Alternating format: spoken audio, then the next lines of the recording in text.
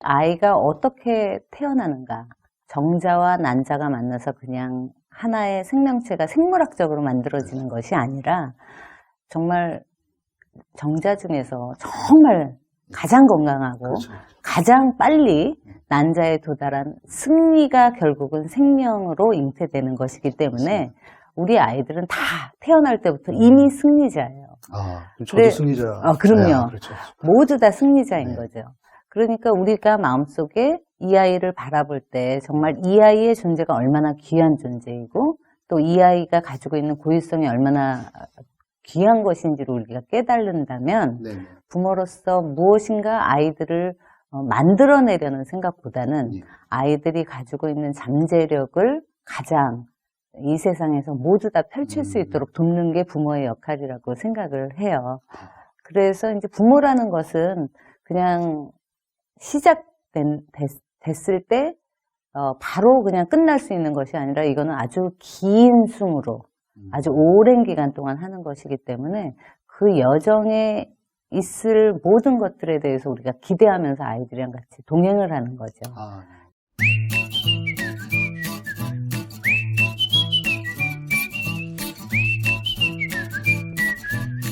안녕하세요. 똑똑하마를 런칭한 이킵 대표 이용선입니다. 이번에 저희 회사는 만들기 키트 정기 배송 서비스를 런칭하게 되었는데요. 이 사업을 하면서 지금 우리 아이들의 미래와 현재에 대해서 더욱 고민하게 되었습니다. 그래서 오늘은 그 좋은 부모 연구소의 홍미영 소장님을 모시고 한번 이야기를 들어보도록 하겠습니다. 안녕하세요. 좋은 부모 연구소 소장 홍미영입니다. 이렇게 이야기를 나눌 수 있는 기회를 마련해 주셔서 얼마나 기쁜지 모르겠어요. 예.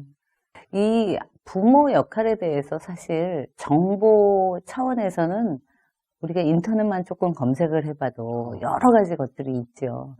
그런데 제가 이제 이퀴비랑 같이 좀 나누고 싶은 부모 역할에 대한 이야기들은 오히려 그 지식적인 차원의 것이 아니라 어떤 관점에서 어떤 모습으로 부모 역할을 할까 하는 것들에 대해서 좀 생각을 해보려고 하고 그것을 잘 생각을 하게 된다면 부모들이 정말 즐겁게 그러나 자발적으로 아이들의 삶에 함께 동행하는 동행자가 될 수 있으리라고 믿습니다. 그래서 오늘 이렇게 시간을 내주신 것에 대해서 너무 감사드리고요. 지금부터 그러면 저희가 궁금했던 어떤 그 내용들을 제가 질문하고 답변하는 식으로 한번 운영해 보도록 하겠습니다. 네, 이야기를 한번 재미있게 잘 풀어보겠습니다. 네, 감사합니다. 소장님, 우리가 아이를 갖게 되면 이 아이를 어떻게 키우고 또 어떤 사람으로 만들어야 되겠다는 생각을 많이 하는데 우리가 정작 어떤 부모가 될 것인가에 대해서는 고민을 안 해보는 것 같아요. 기본적으로 좋은 부모가 되기 위해서 우리가 꼭 기억해야 될 것들이 있어요. 첫 번째는 부모라고 해서 완벽한 존재가 아니다라는 것에 대한 인정이에요. 그러니까 내 말이 곧 법이야. 라는 그 태도에서 벗어나서 저희 아버지가 생각나요. 네. 완벽하지 않은 것을 인정하는 것이 결국 아이와 함께 동행하는 부모의 역할을 할 수 있는 아주 출발 지점이기 때문에 그 부분을 우리가 인식을 해야 되고요. 네네. 그리고 이를테면 아이들 앞에서 뭐뭐 하는 척하지 않기. 그 얘기는 뭐냐면 네. 무엇이든지 내가 다 안다. 내가 말하는 거 니네 들어야 돼. 네네. 라는 뭐든지 다 아는 척 하지 않기. 그 다음에 두 번째는 부모가 결정한 거 뭐든지 다 옳은 척 하지 않기. 그 다음에 내가 너에게 이걸 하라고 그러는 건 나중에 이게 필요하기 때문이야. 라고 미래에 대해서 내가 다 아는 척 하지 않기. 정말 척을 하면 안 되는 거네요. 그리고 왜 이렇게 공부를 못하니? 막 하면서 나는 예전에 굉장히 공부를 잘한 것이냐. 나의 성장기 때 모든 것이 다 완벽한 것이냐. 나의 과거가 너무 옳았다는 듯이 행동하는 그런 척하지 않기. 이런 것들이 굉장히 중요하죠. 뭐 어느 하나 안 걸리는 게 없네요. 다 걸리고 있습니다. 예. 그렇군요. 그리고 아이들한테 확신을 심어줘야 되는 부분은 나는 영원히 네 편이야. 너가 어떤 의미에서는 공부를 잘하든 못하든 네네. 우리가 조금 실수하든 아니면 잘 행동하든 나는 영원히 네 편이야 하는 그 사랑이, 그 확신이 아이들이 자기 스스로 생각할 수 있는 오히려 내적 동기와 생각을 불러일으킬 수 있어요.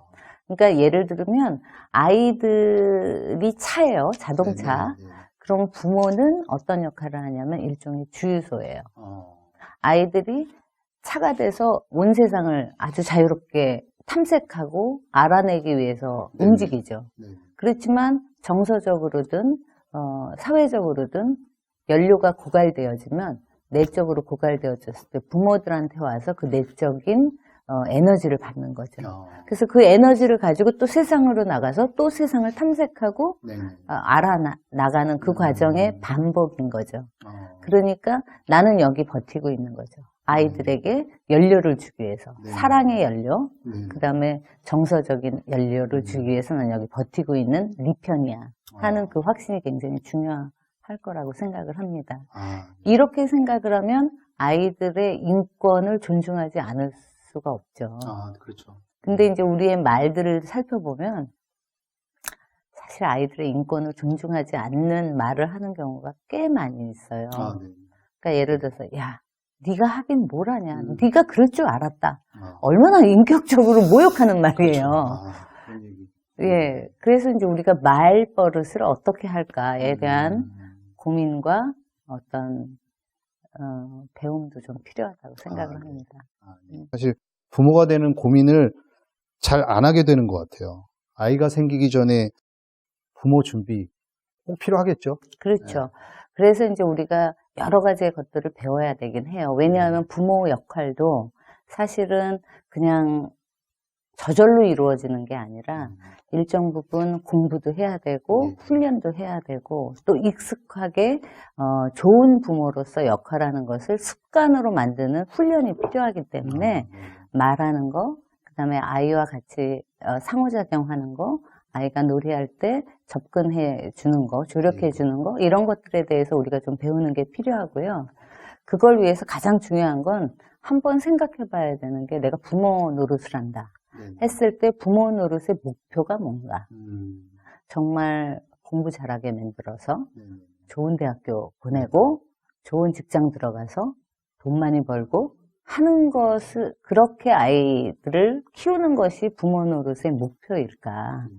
아니면 이 아이가 가지고 있는 아주 고유한 그 잠재력을 이 세상에 펼칠 수 있도록, 꽃이 피듯이 펼칠 수 있도록 내가 자양분이 되어져서 아이가 가지고 있는 잠재력을 끊임없이 펼치지만 그 안에서 아이가 성취감을 느끼고 행복감을 느끼고 자신에 대해서 자존감을 느낄 수 있도록 하는 것이 목표인가요?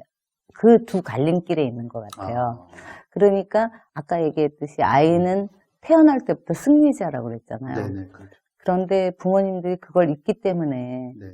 공부할 때 성적이 안 좋으네, 옆집에는 더 잘하는데 너는 왜 영어를 못하니? 이런 말들을 하시는 것은 사실은 그 아이의 존재에 대해서 그 귀함을 마음속 깊이 인식하지 못한 것 때문에 그럴 수 있다고 생각이 되어요. 저도 지금 굉장히 많이 반성하게 되는데요. 아이들이 성장하고 발달하는 데 있어서 우리가 좀 더 힘을 보태주고 뒤에서 밀어주고 앞에서 좀 끌어주고 하는 조력자의 역할을 하는 게 부모의 역할이라고 생각을 하고 그런 맥락에서 부모들은 이제 자기 인생에 있어서 주역에서 조연으로 바뀌고 그 주연이 정말 자기 역할을 잘 해낼 수 있도록 우리가 돕는 것이 우리의 역할이라고 생각을 합니다. 그러면 이런 가정에서 엄마, 아빠의 역할 또한 굉장히 중요할 것 같습니다. 아이를 함께 양육할 때 그 부부가 어떻게 협력을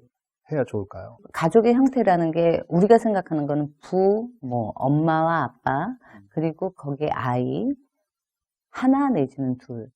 이런 구조를 생각을 하는데 사실은 2019년도에 있었던 인구조사에 대한 부분을 살펴보면 4인 가족이 그렇게 많지가 않아요. 10몇 프로밖에 안 되고 사실은 혼자 가족인 사람 1인 가족이 30% 이상이 된대요. 그리고 2인 가족도 있고 3인 가족도 있고 네. 또 그 가족의 구성이 정말 결혼해서 부모 형태도 있지만 혼자 아이를 키우는 엄마도 있고 아빠도 있고 또는 조부모가 키우는 아이들도 있고 예. 그래서 이제 이 역할을 큰 맥락에서 아이가 커가는데 도움을 주는 조력자의 역할로 규정하는 것이 더 옳고 엄마의 역할, 아빠의 역할로 구분하는 거는 사실 우리가 조금 생각을 많이 해봐야 될 부분이라고 생각이 되어요. 아, 네. 그래서 이제 부모 역할을 할 때 중요한 거는 엄마이건 아빠이건 상관없이 이 아이랑 나와는 끊을 수 없는 관계이다 네네. 하는 것을 가지고 가고 그 과정 중에 우리가 해야 되는 거 이 아이들이 충분히 나는 사랑받는 존재이구나를 느낄 수 있도록 양육, 네. 사랑과 배려와 시간을 같이 함 이런 것들이 필요하고요. 네. 근데 그렇다고 해서 그것만 막 제공을 했을 때 아이들은 오히려 자기가 세상에서 살아나가야 되는 어떤 기술들, 사회적인 기술 예. 그런 것들에 대해서 혼자 스스로 배울 수 있는 기회가 없기 때문에 네. 또한 규제 내지는 조절의 네네. 역할도 또한 아, 해주셔야 돼요. 그래서 이게 부모 역할이라는 게 단순히 하나의 요소로만 구성이 되는 게 아니라 네. 좀 더 다양하고 균형이 잡힌 아, 형태로 진행을 하는 게 굉장히 네. 필요하다고 생각을 합니다. 그렇군요. 저희 아이가 태어나기 전에 이런 정보들을 미리 알았다면 얼마나 좋았을까 하는 생각이 좀 드네요. 저도 사실은 사업을 하는 사업가임과 동시에 한 딸아이의 아빠이기도 한데요.